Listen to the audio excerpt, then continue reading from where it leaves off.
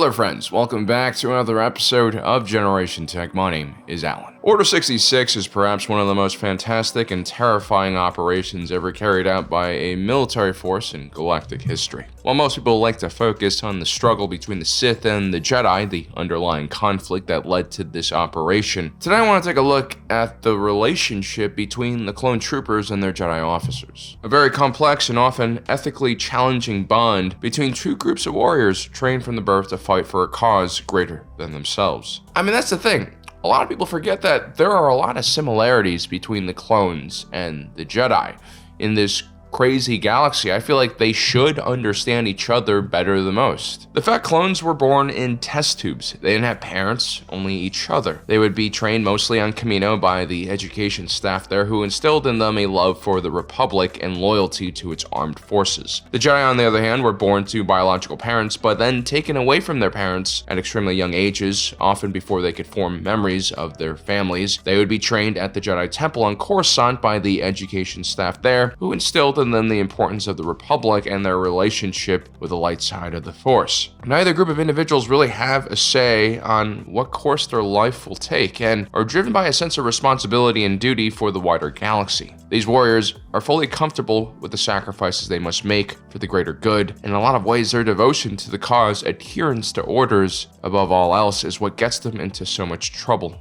in the first place. Of course, it's easier for us, the audience, to kind of see these similarities between these two groups. We're not like in the thick of it. We can step back and take a look at the situation in a more objective manner. But when the clones and Jedi initially met, both sides actually viewed the other as extremely alien. The Jedi couldn't really understand how the clone situation wasn't all that different from theirs. Most Jedi believed it was their privilege to be taken from their parents and raised in the temple. They didn't see it as the service it actually was. And the clones viewed the Jedi sort of like gods, not just officers who they were conditioned to obey since birth, but legitimate heroes who could use the powerful force to manipulate the battlefield.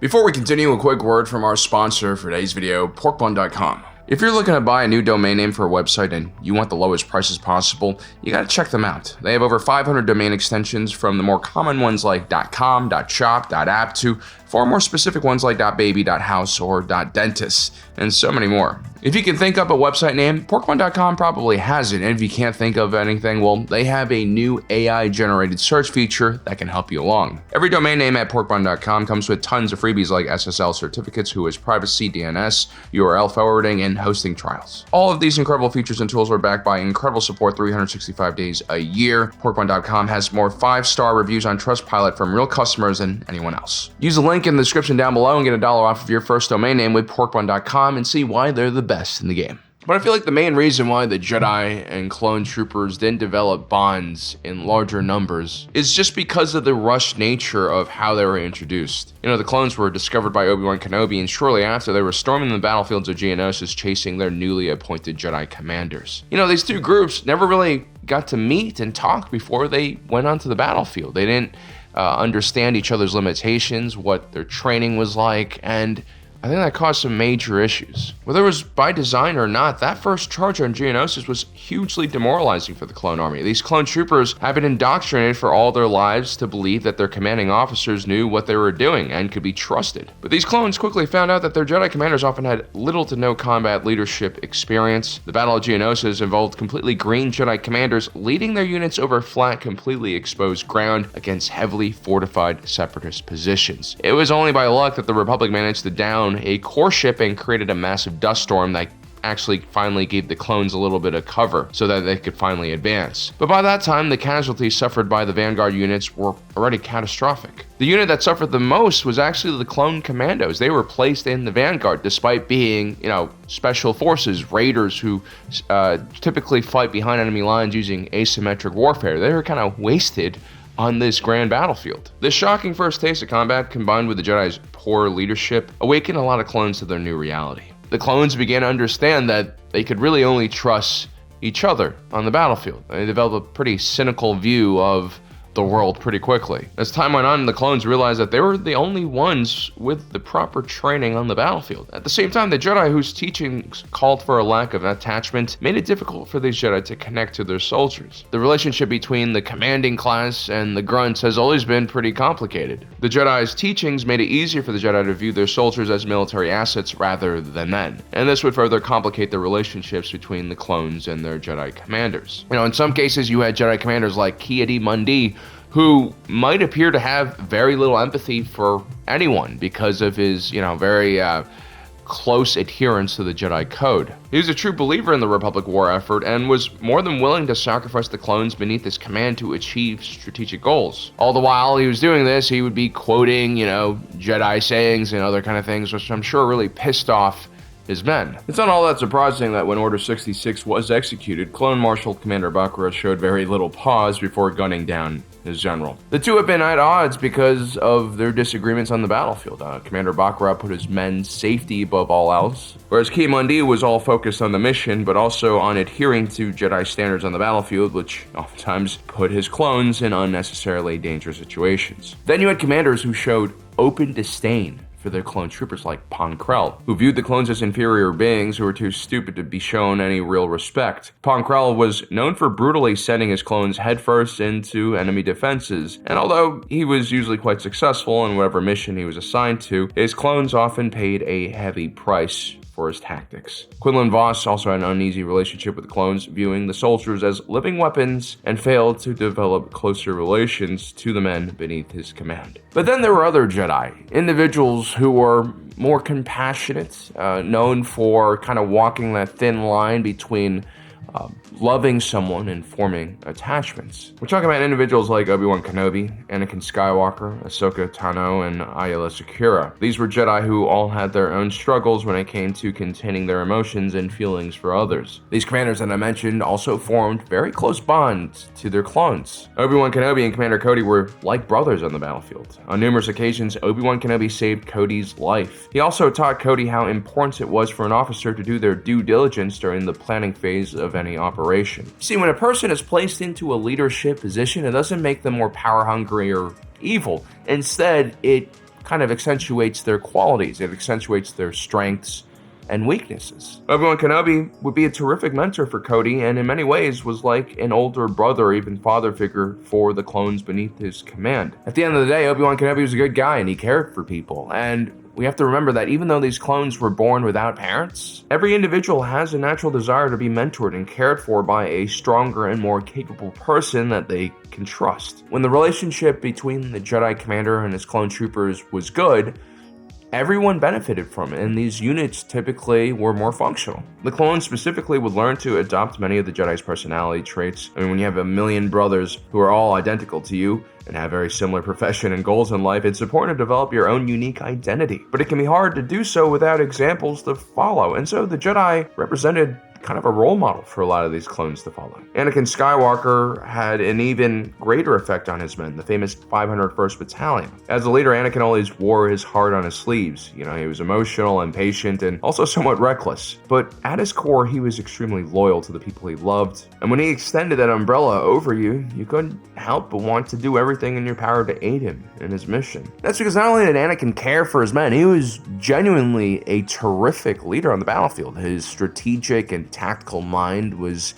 very complex, and he was also a terrific warrior. As a result, not only did his commander, Captain Rex, become heavily influenced by him, most of the men in the 501st started exhibiting all sorts of unique characteristics. For instance, most of the 501st would start decorating their armor, and also themselves, with unique hairstyles and even facial tattoos. Anakin encouraged these clones to find their own identity, and a lot of this has to do with his desire to recognize the clones as individuals, as friends he would go into combat with. Ahsoka would also learn to treat the clones like family from her master, and although she would make some pretty huge mistakes early on in her command career, she remained devoted to her clones and developed a very close relationship with her men as well. And then we have the lovely Aayla Secura, who's known as a very passionate and emotional Jedi. She adopted an almost maternal role with her clones, and they fought through some pretty terrible campaigns, but she managed to win the respect of her men through her martial prowess and also her compassion for their suffering. And so when her clones were ordered to gun her down after Order 66, it was said that Commander Bly and his squad shot her many extra times to make sure that her death was quick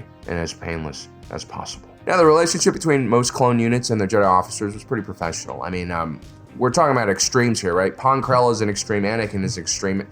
Most of the clones and their Jedi were kind of in the middle somewhere. But the relationship between the clones and their Jedi General's apprentice was often a bit more different. Even though these Jedi Padawan were considered commanders, and usually given the rank of commander, they were still physically very young. Even though the clones were pretty young too, at least they looked like adults. It wasn't uncommon for these clones to adopt their junior commanders as almost a younger brother or sister. That was definitely the vibe that Captain Rex had with Commander Ahsoka. The two were so close that when Order 66 happened, Captain Rex would hesitate to shoot her somehow, and his eyes were actually flooded with tears because of the situation. This shows us just how important these relationships were to the clones. You know, the clones weren't just designed to fight and kill, they were also designed to protect the weak and innocent. You know, that's why I think a lot of people liked them. You also had other Jedi younglings like Cal Kestis, who was almost like a mascot for his master's unit, the 13th Battalion. The clones of that unit were constantly testing and training Cal, making sure that he was ready for the battlefield. While it was easy for the 13th Battalion to understand why Cal's master, Jaro Tapal, might be a traitor, it was a lot harder for them to accept that a child also needed to be executed.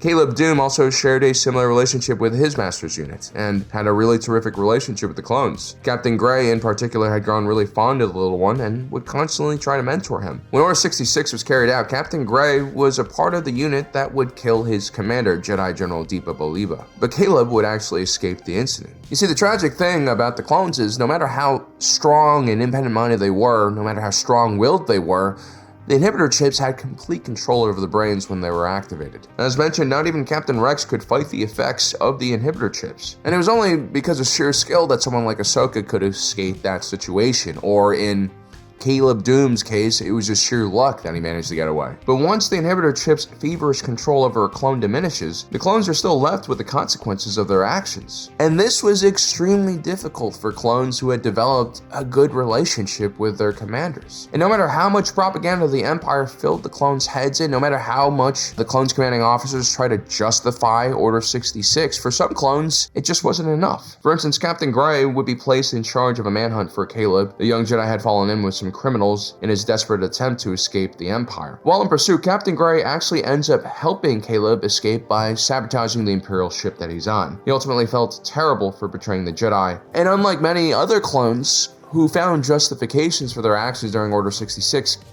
Captain Gray decided to rebel. We see this with other clones as well, like Commander Cody, who stayed with the Empire even after Order 66, although we never find out how he felt about ordering the execution of his good friend and mentor Obi-Wan Kenobi. Cody does quickly realize that the Empire he has sworn loyalty to was very different from the Republic, and it was quickly turning into an organization he couldn't fight for. Captain Rex would be saved by Ahsoka after Order 66. He has his inhibitor chip removed from his brain. Now, he kind of knew about the inhibitor chips already thanks to the whole Tup incident on Ringo Vinda, where the clone trooper's inhibitor chip malfunctioned and led to him carrying out Order 66 prematurely. But when Captain Rex finally has that chip removed out of his brain, when confronted with the terrible situation that he's just been through, how does he react? Well, being the pragmatic individual that he was, he started focusing on starting an underground movement to remove as many clones from the inhibitor chips as well. This wasn't about politics, it was about giving the clones the ability to choose what they wanted to do with their lives. Like, for a lot of these clones, these inhibitor chips